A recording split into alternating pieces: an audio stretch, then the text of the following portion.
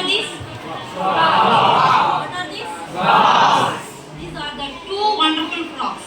దీంతో పాటు ఇంకొక 4 కప్పలు ఉన్నాయనుకుందాం. ఇవన్నీ ఏం చేస్తున్నాయి అంటే దే ఆర్ ప్లేయింగ్ హ్యాపీ. ఎక్కడ ఆడుకుంటున్నాయి అంటే they are playing in a playground. ఎక్కడ ప్లే గ్రౌండ్లో ఆడుకుంటూ ఉన్నాయి. ప్లే గ్రౌండ్లో ఆడుకుంటూ ఉన్నప్పుడు ఒక ఈ కప్ప ఉంది కదా, ఈ కప్ప ఏదైతే ఉందో ఇది ఏమనుకోయింది అంటే ఆ టాల్ ట్రీ ఎంత ఉంది, అది టాలు చాలా టాలు, చాలా పొడుగ్గా ఉంది. ఆ పొడుగ్గా ఉన్న ట్రీని ఏమనుకోయింది, ఇది క్లైమ్ చేయాలి అనుకోయింది. ఏమనుకోయింది?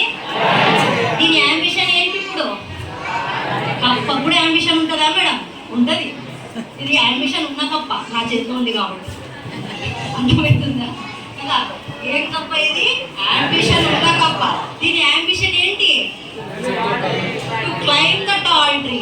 మిగతా 3 కప్పలు 4 కప్పలు ఏవైతే ఉన్నాయో ఇందాక మీరు చూసిన నెగిటివ్ డాట్ మాదిరిగా ఒరే నువ్వు ఎక్కలేవురా, అది చాలా పొడుగ్గా ఉందిరా, కింద పడ్డావంటే కాళ్ళు చేతులు విరిగిపోతాయిరా, గెంతడానికి పనికి రావురా, ఎక్కకరా అన్నాయి.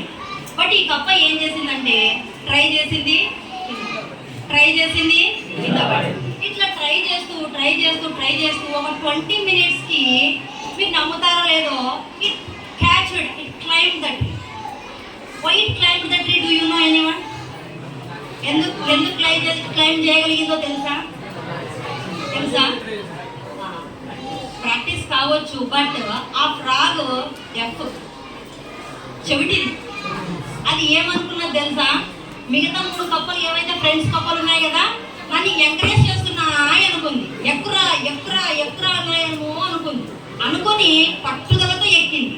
యాక్చువల్గా దాని కెపాసిటీకి మించిన పని అది. బట్ అది ఏమనుకున్నది, దాని పాజిటివ్ మైండ్ సెట్ తోటి దాన్ని ఫ్రెండ్స్ ఎంకరేజ్ చేస్తున్నారు అనుకుని ఎక్కింది. అంటే మనం కూడా ఈ ఫ్రాగ్ స్టోరీ నుంచి ఏం నేర్చుకోవాలంటే ఎవరైతే మనల్ని డీమోటివేట్ చేస్తారో, ఎవరైతే మనల్ని డీగ్రేడ్ చేస్తారో వాళ్ళ యొక్క మాటల్ని మనము వదిలేయాలి. ఆ చెవిటి కప్ప ఏదైతే చేసిందో అలా మనము వదిలేయాలి. అలా వదిలేసినప్పుడే మనం అనుకున్నటువంటి టార్గెట్ని, అనుకున్నటువంటి యాంబిషన్ని ఏమవుతాము, రీచ్ అవుతాము. అర్థమైందా? స్టోరీ బాగుందా? మరి కప్పకు ఒకసారి క్లాప్స్.